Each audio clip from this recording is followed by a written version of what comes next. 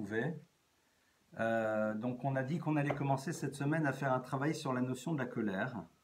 Mais je voudrais, avant d'aborder ce point-là, revenir sur un tout petit point, puisque eh bien, ce Shabbat, j'ai ouvert un livre et j'ai retrouvé un enseignement que j'aimerais bien partager avec vous sur la notion du don. Vous vous rappelez, on a beaucoup travaillé sur la notion du don.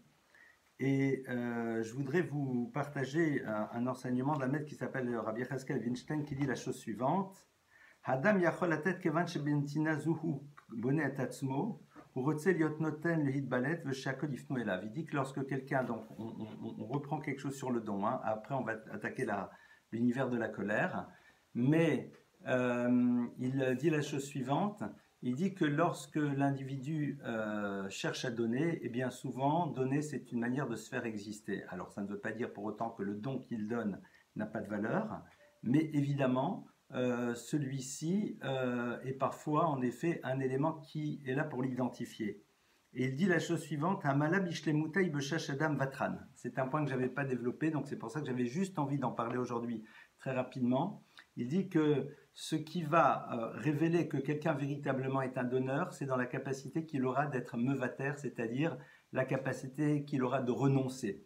Ça veut dire quoi? Ça veut dire que tout simplement, parfois quelqu'un est là et puis considère qu'il a un certain nombre de droits et qu'on peut parfaitement entendre. Je ne parle pas dans le cas d'un conflit avec quelqu'un, mais voilà, tout simplement, ça me revient, c'est à moi. Le fait de savoir être mevater, le fait de savoir céder, C-E-D-E-R, c'est l'expression en vérité, disent nos maîtres, d'un don réel, parce que entre dire je donne aux autres, c'est une manière de me faire exister. Par contre, être capable de dire je renonce à quelque chose que j'aurais voulu avoir pour moi, je ne parle pas d'un cas d'un conflit, hein, dans lequel en effet il y a un conflit entre deux personnes et à un moment il faut bien qu'il y ait quelque chose qui soit statué, mais bon, voilà, c'est pas grave, vas-y, passe en premier, vas-y, prends, vas-y, reçois, vas-y, ça te fait plaisir, ben on le fait comme tu veux. Eh bien ça, c'est l'expression d'Isnomètre de la notion du don réel, c'était juste une idée que je voulais partager avec vous. Alors maintenant, on va rentrer donc dans un point de travail sur nous-mêmes, mais qui a trait non plus maintenant à un acte positif, mais qui a trait à un point de caractère sur lequel, eh bien, nous devons de travailler. Alors, on se rappelle que dans cette notion du travail sur soi, il y avait une idée qui était fondamentale, c'était laquelle? C'est que le travail sur soi pour la Torah n'est pas là juste pour gérer des situations de vie. Souvent, les gens font un travail sur eux-mêmes parce qu'ils sont confrontés à des situations de vie, et donc, ces situations les amènent à devoir faire un travail sur elles-mêmes parce que sinon, ils vont se retrouver face à des problématiques difficiles.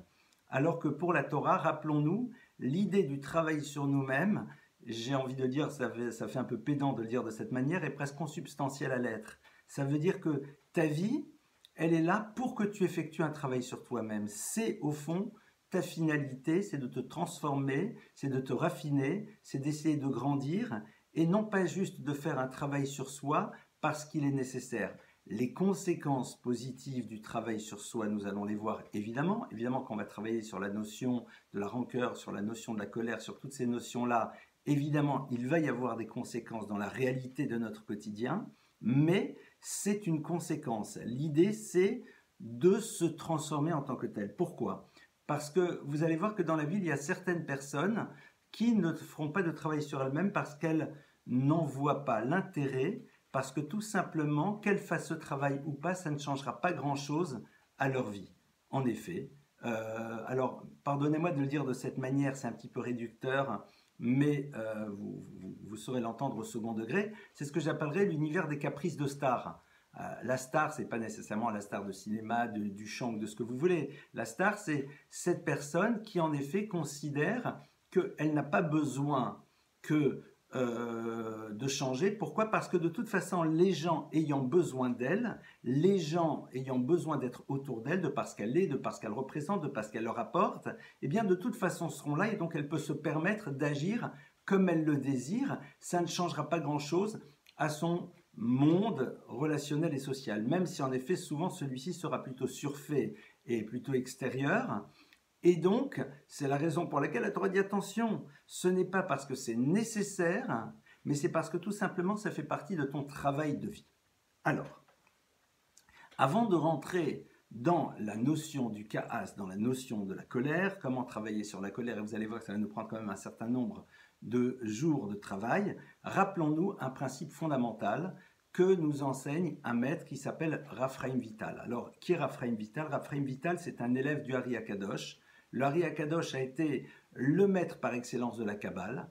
Il a vécu à Safed au XVIe siècle, il a disparu très très jeune, et il n'a pas lui-même laissé d'écrit, mais c'est surtout son élève, Raphaïm Vital, qui était un génie absolu, qui a consigné par écrit les enseignements de son maître, qui sont absolument gigantesques dans l'univers du Sod, dans l'univers des secrets de la mystique juive. C'est absolument colossal. Au passage, je fais juste une parenthèse, le Hari Akadosh disait que tout ce qu'il a réussi à atteindre, c'est entre autres parce qu'il avait toujours développé chez lui la notion de simcha, la notion de joie profonde, quelque chose qu'il habitait pendant toute son existence. Et Raphaïm Vital donc l'élève du Hari Akadosh, va nous donner l'enseignement suivant.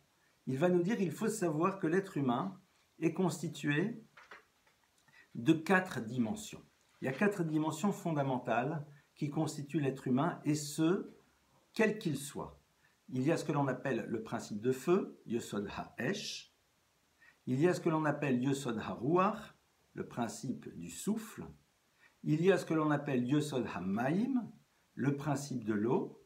Et il y a ce que l'on appelle Yesod HaAfar, c'est-à-dire le principe de la terre. Donc, Esh, le feu, Ruach, le souffle, Maïm, l'eau, et Afar, qui est donc celui de la terre.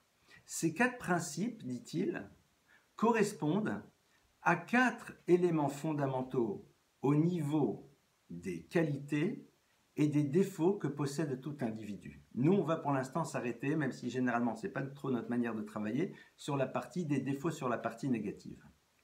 Et donc, il va dire que chacun d'entre nous a les 4, qu'on soit bien clair, mais on va voir qu'on en a tous un qui est émergent. Ces 4, c'est quoi? Alors, le feu, dit-il, c'est tout ce qui a trait à l'univers de la colère, de la rancœur, de la dureté, de toutes ces violences qui peuvent nous agiter et qui sont là dans la relation à l'autre. Il y a ce que l'on appelle après Yesod HaAfar. Le Yesod HaAfar, le principe de terre, c'est le mal-être, c'est ce qu'on appelle Yi'ush, le désespoir, l'abandon, Atzlut, une certaine forme de paresse. Ça, c'est ce qu'on appelle Yesod HaAfar. Après, on a ce que l'on appelle Yesod HaMaim, le principe de l'eau. Et le principe de l'eau, c'est tout ce qui a trait à l'univers des ta'avot, c'est-à-dire des désirs, des pulsions charnelles, de consommation, désirs d'argent, etc., etc. Et puis après, il y a Ruach, il y a le souffle, tout ce qui a trait à une mauvaise gestion de la parole, d'une parole qui est là pour ne rien dire, d'une parole qui est là pour pouvoir exprimer des choses négatives sur les autres, d'une parole de mensonge, d'une parole de Hanifut, qui est une parole de moquerie, une parole dans laquelle de flatterie, les paroles de médisance, etc. Et dire après, Vital, qu'on soit bien clair. Qu'on soit bien clair, nous avons toutes et tous ces 4 dimensions qui font partie de nous. Après, Vital explique et dit, sache que ces 4 dimensions font partie de toi. Donc, moi personnellement, c'est comme j'aime bien dire, ces 4 dimensions. Et chacune et chacun d'entre vous les a aussi, sans aucune ambiguïté. Seulement, dire après Vital, évidemment, il y a des différences entre nous. C'est qu'il y en a chez chacun une qui est émergente. Une qui est plus présente que les autres. D'ailleurs, c'est une des grandes difficultés que l'on a dans le monde des relations quand on n'arrive pas à comprendre l'autre. Je vous donne un exemple très simple. Vous avez des personnes qui ont un problème dans le rapport à l'argent. Alors qu'on a tous envie d'avoir de l'argent c'est important, etc. Mais pour certaines, c'est presque obsessionnel. Et il leur en faut, il leur en veut, il en veut encore, encore et encore et encore et encore, ça ne lui suffit jamais. Pourquoi? Parce que cette partie-là est émergente. Alors évidemment, moi aussi j'aime bien l'argent. Mais si cette partie n'est pas émergente chez moi, quand je vois l'autre qui est là et qui est capable de passer des dizaines d'heures, des centaines d'heures de courir pour avoir encore et encore et encore, je ne le comprends pas. Pourquoi je ne le comprends pas? Parce que oui, moi aussi, comme tout le monde, c'est quelque chose qui fait partie des choses qui sont présentes, mais comme ce n'est pas ma partie émergente, je n'arrive pas à comprendre pourquoi c'est tellement fort chez l'autre. Et souvent on est comme ça, on dit à l'autre, mais ça va, t'exagères, je comprends pas, calme-toi, c'est pas si important. Pourquoi? Cette partie-là n'est pas émergente. Vous avez des gens, ils sont super rancuniers, super rancuniers. Des personnes qui se mettent en colère, mais c'est pas possible. Et on est là, alors on a tous à un moment cette problématique de rancune. On a tous à un moment cette problématique de colère, évidemment. Mais nous, on est là, un peu choqués. Pourquoi? Parce que comme cette personne-là l'exprime de manière très forte, parce que chez elle, elle est émergente, eh bien, on n'arrive pas à comprendre. Pourquoi? Parce que chez nous, elle est présente, mais elle n'est pas émergente. Et ça, c'est un point qui est extrêmement important à avoir en tête, surtout avant de commencer à travailler sur des traits de caractère négatifs. C'est-à-dire, avant de commencer à travailler sur des traits de caractère négatifs, en l'occurrence ici, on va travailler sur cette notion de colère, il faut bien avoir en tête que ce qui pour nous parfois va être relativement simple, pour l'autre, c'est très compliqué. Et pourquoi c'est important de l'avoir en tête?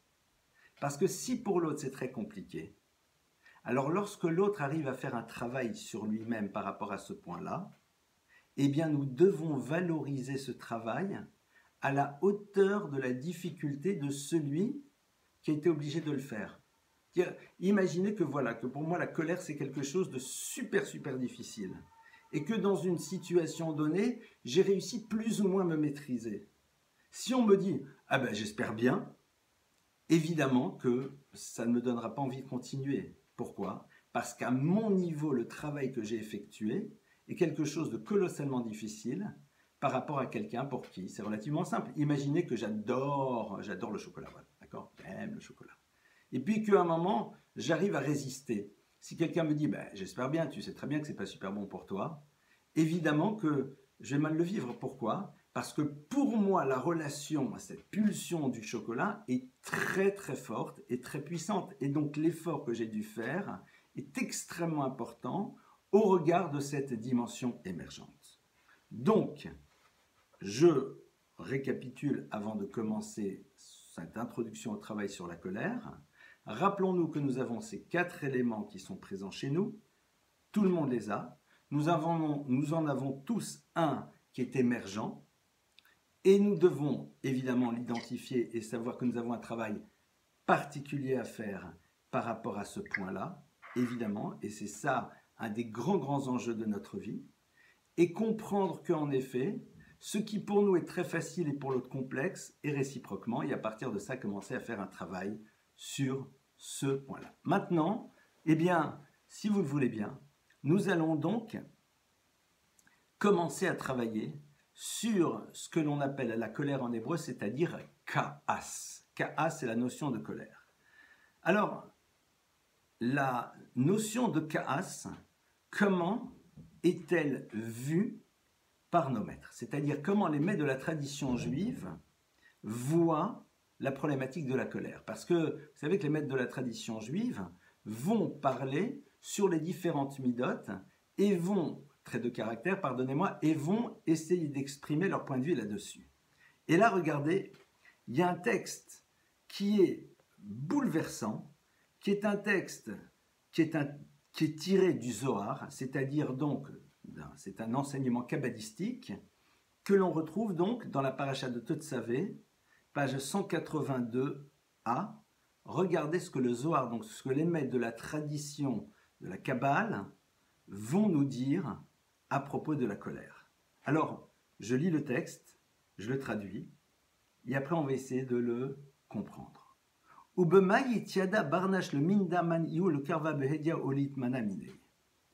Disent nos maîtres, et comment quelqu'un peut-il savoir de qui il doit être proche et de qui il doit faire attention et s'éloigner? Alors bon, aujourd'hui on sait très bien qu'avec les règles de distanciation sociale, il faut faire attention, mais évidemment, vous comprenez de quoi il s'agit. Quelles sont les personnes avec lesquelles il est bon d'avoir des relations de proximité et quelles sont les personnes desquelles il vaut mieux s'éloigner.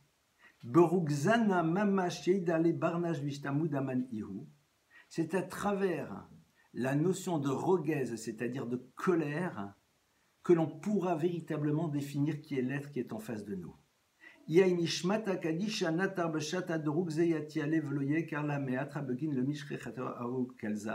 vais pas maintenant vous lire complètement le texte du Zohar, mais ce que le texte du Zohar nous dit, c'est la chose suivante.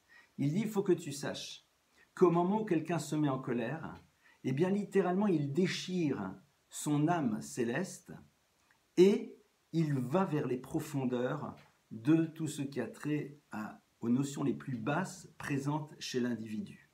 C'est-à-dire que au moment de la colère, il y a une forme de rupture avec la dimension divine qui est à l'intérieur de nous. Il y a un point d'arrêt entre les deux. Alors, qu'on soit bien clair, parce que, évidemment, on a toutes et tous, à un moment dans notre vie, été en colère, et même plus qu'une fois. Donc, évidemment, ça peut être très, très ennuyeux, parce qu'on va dire, donc, il faut s'éloigner de nous. Alors, tout d'abord, il y a ce que j'appellerais la colère physiologique. La colère physiologique, qu'on a tous eu un jour, c'est le matin, c'est on n'a pas assez dormi, c'est les enfants qui stressent, c'est les enfants qui se disputent, etc., etc. Et comme dirait l'autre, on craque. Évidemment, dans le travail qu'on va faire sur la colère, on va apprendre comment réussir à, même dans des situations comme ça, ne pas nous mettre en colère, mais c'est un travail qui prendra du temps. Mais évidemment, c'est ce que j'appellerais des colères physiologiques parce qu'on le sait très bien.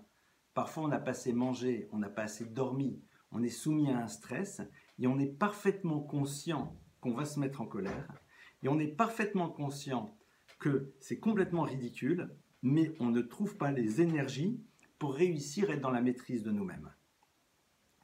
Je ne parle pas de cette colère qui, évidemment, est une colère sur laquelle il y a lieu de faire un travail et on va le faire, mais de quelqu'un qui a véritablement pris l'habitude d'être dans des réactions de colère face à des situations de vie pour obtenir et pour avoir ce qu'il désire. Haka-Hassan, disent nos maîtres, Toref Nishmato. Celui qui est coléreux, véritablement, déchire son âme. Shan Shama Mistaleket Mimenu, ça ne chama son âme, elle s'en va véritablement de lui. L'âme, c'est cette dimension divine qui est présente chez l'individu, et cette dimension divine, eh bien, on l'écarte, on la fait disparaître, l'individu devient presque un étranger à lui-même. Donc, il y a d'autres textes encore qui nous parlent, et on en reparlera par la suite, de Gnout, c'est-à-dire la dimension négative et mauvaise du casse en tant que telle. Je ne parle même pas des conséquences. C'est-à-dire que l'état de colère lui-même est un état qui fait disparaître la dimension élevée de l'être qui est présent à l'intérieur de sa neshama, de son âme. Maintenant, on va essayer de réfléchir de manière générale pourquoi, au fond, nous sommes en colère. Qu'est-ce qui fait que dans la vie, nous nous retrouvons en colère? Eh bien, de manière générale, évidemment, je ne suis pas en train de dire que c'est systématiquement lié à ça, mais de manière générale, on sait très bien que la colère, elle est présente, alors qu'elle s'exprime ou pas, c'est un deuxième problème, lorsque la réalité n'est pas celle qu'on aurait voulu. C'est-à-dire lorsque les choses ne se passent pas comme nous penserions qu'elles auraient dû se passer, c'est à ce moment-là où un sentiment de colère peut émerger chez nous. Et je prends l'exemple très simple, c'est-à-dire, pour moi en tant que papa, les enfants, le matin on se lève, ils doivent être, eh bien, dans mon imaginaire de père, ils doivent être là, bonjour papa, comment ça va, on a bien dormi, merci beaucoup, c'est gentil d'avoir préparé mes habits, nanani, nanana, ça c'est, voilà, c'est notre fantasme, d'accord? Et la réalité, ben, elle est tout autre. Et donc, on a tous tendance à imaginer comment les choses devraient être. Ça fait tous, on a tous un schéma, c'est-à-dire si demain je nous demande comment est-ce qu'on verrait la vie, Alors évidemment, il y a celui qui est un être réel et qui sait très bien, mais on va dire voilà, pour toi, fais-moi le scénario d'une journée telle que tu la voudrais dans la relation à l'autre, dans la relation à toi, dans la relation au monde. Voilà, on se lève, on se sourit, etc. Les enfants sont gentils, ils vont à l'école, on peut les amener, le petit déjeuner, le truc, c'est là, c'est présent, etc., etc. Dire que tout se passe comme on voudrait que ça soit là, comme on voudrait que ça soit. C'est normal. On a tous le droit d'avoir des images d'Épinal sur la manière dont on pense que la vie devrait se passer. Le problème, c'est qu'est-ce qui se passe quand la réalité ne correspond pas.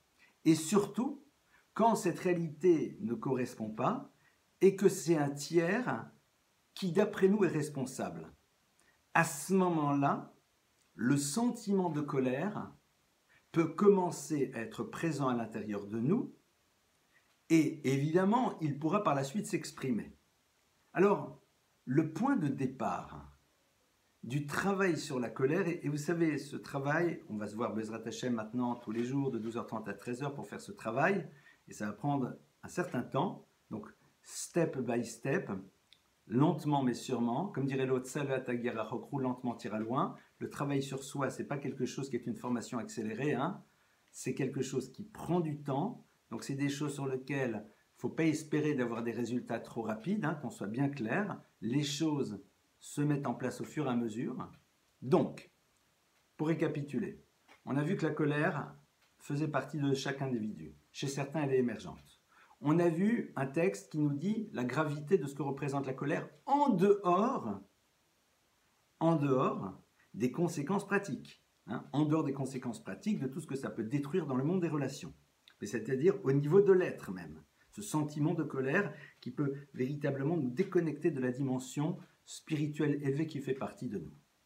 On a commencé à voir et à réfléchir et à se dire voilà, la raison pour laquelle on est en colère, c'est que la réalité ne se passe pas comme on aurait voulu. Et ce sentiment-là commence à émerger. Alors moi, je vous propose de faire la chose suivante. Je me propose aussi, je nous propose de faire un travail qui en théorie est très facile. Évidemment, en théorie, c'est toujours simple, quand on est installé, quand on est là, qu'on se pose. Bah...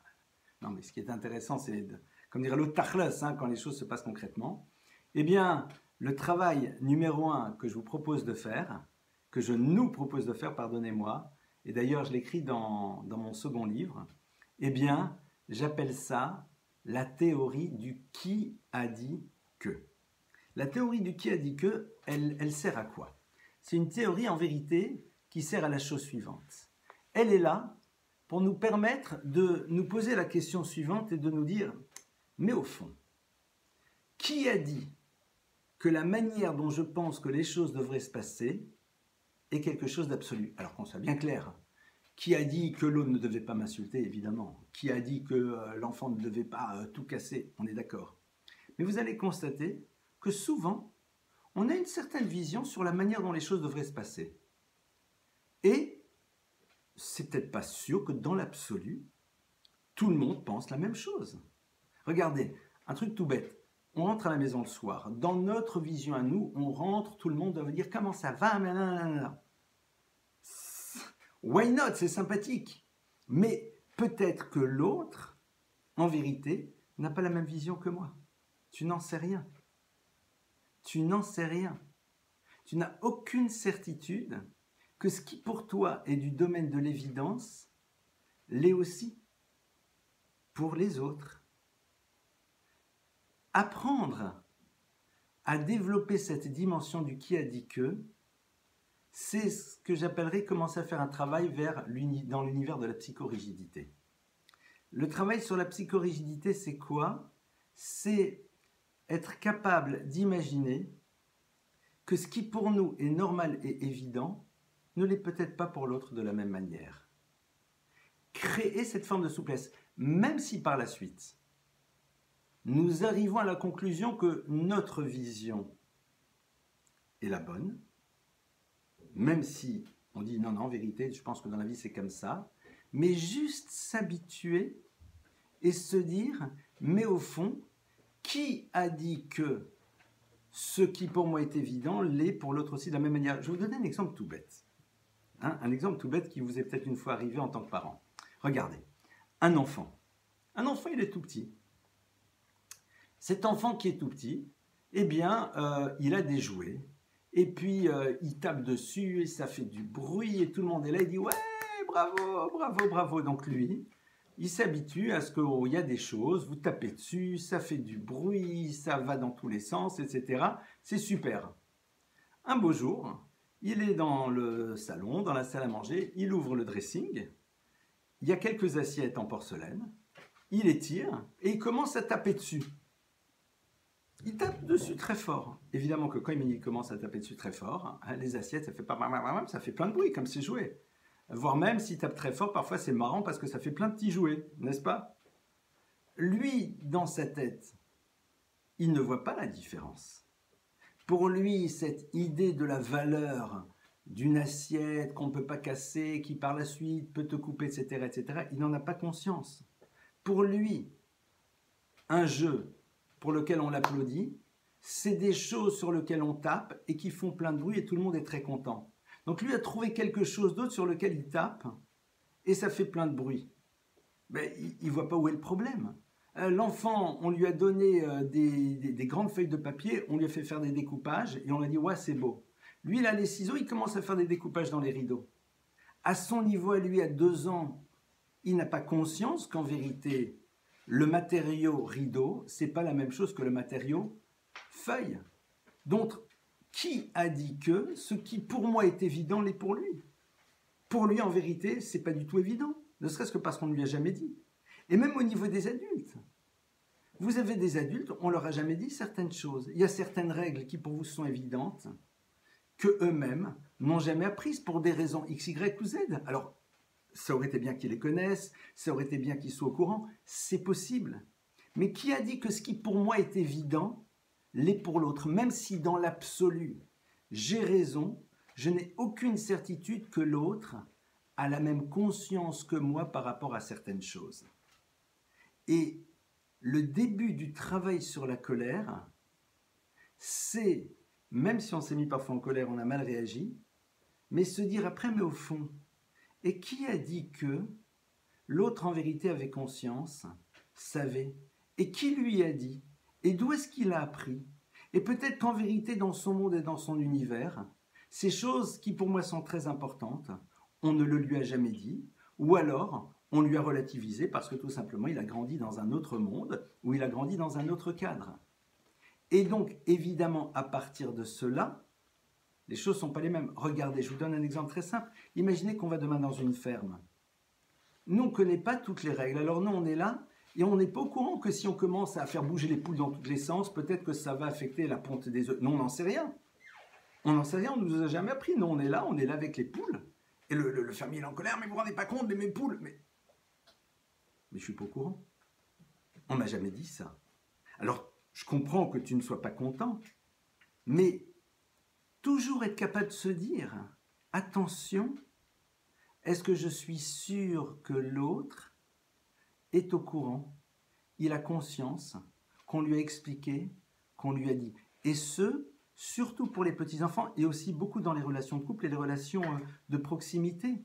Parfois, l'autre ne sait pas que ce qui pour nous, que certaines choses sont pour nous très importantes et qu'elles symbolisent des choses fondamentales, alors que pour d'autres, non. Je vous donne un exemple tout bête. Il y a des familles dans lesquelles fêter le anniversaire, c'est super important. Et d'autres dans lesquelles on a fêté les anniversaires quand les enfants étaient petits, ils avaient 8, 9, 10, 11, 12, 13, 14 ans, et puis à partir d'un certain âge, bon, c'est bon, salut, joyeux anniversaire, et puis on passe à autre chose. Imaginez qu'un enfant ait grandi dans un univers dans lequel l'anniversaire, c'était vraiment le grand truc, d'accord, etc. Et cette personne vit avec une autre, elle se marie avec quelqu'un, ou alors elle fréquente quelqu'un qui n'a pas grandi dans cet univers dans lequel l'anniversaire, c'était super important. Alors lui, son anniversaire arrive, et l'autre le voit, lui dit « Ah, salut, au fait, c'est ton anniversaire aujourd'hui, Mazel Tov, bon anniversaire, super, génial, etc. Bonne santé, jusqu'à 120 ans, next, et on passe à autre chose. » L'autre est très en colère. « Comment, mon anniversaire ?» Pourquoi? Parce que pour toi, c'est évident. Mais qui t'a dit que pour l'autre, c'est évident? Ah, la psychorigidité, vous savez où est-ce qu'on la voit? C'est quand la personne dit « Mais attends, mais je comprends pas, mais c'est normal, mais c'est normal, mais c'est normal. » Qu'est-ce qu'on sait? Évidemment, oui, il y a des choses qui sont normales, on ne met pas des coups de pied aux gens, on ne met pas des coups de poing, on ne les insulte pas, oui, sur ça on est tous d'accord. Mais il y a plein de modèles de fonctionnement au quotidien qui pour nous sont du domaine de l'évidence et qui pour l'autre ne le sont pas du tout. Donc dans le début du travail sur la colère que je nous propose de faire, essayons juste de travailler sur cette souplesse. Ne disons pas que nous avons tort. On a peut-être raison, notre vision c'est peut-être la bonne. Mais qui a dit que l'autre est au courant? Et qui a dit que l'autre, on le lui a appris? Et qui a dit que l'autre sait ô combien ça a une valeur par rapport à moi? Ne serait-ce que faire ce travail à l'intérieur de notre tête est un travail merveilleux qui nous permet véritablement d'avancer et de progresser dans ce domaine. C'est ce que je nous engage à faire. Bezrat Hashem, donc on se voit tout à l'heure, pour celles et ceux qui le désirent, à 20h pour un cours sur texte sur les Pirkei Avot, sur les maximes de nos pères, de 20h à 20h30. Et demain, Bezrat Hashem, 12h30, 13h, on continue sur cette notion du travail sur soi. Il y aura peut-être aussi un troisième cours qui va être installé à partir de cette semaine. Je verrai cet après-midi comment je peux le mettre en place. Merci pour votre présence, merci pour votre écoute. Shavua Tov, une excellente semaine à tout le monde, de très bonnes nouvelles, une très bonne santé, que nous n'ayons que des nouvelles les plus positives qui soient, chacune et chacun d'entre nous dans tous les domaines. Merci à vous encore, Shavua Tov, et à très bientôt.